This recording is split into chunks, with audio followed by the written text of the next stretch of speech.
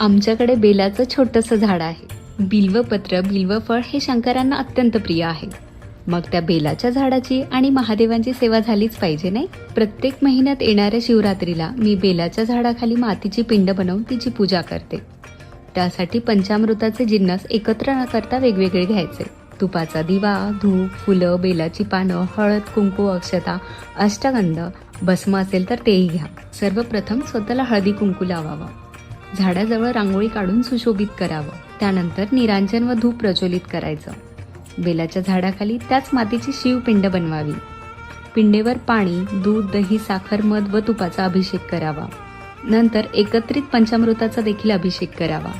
अभिषेक झाल्यावर पिंडीवर पाणी, हळद, अष्टगंध, भस्म व्हायचे.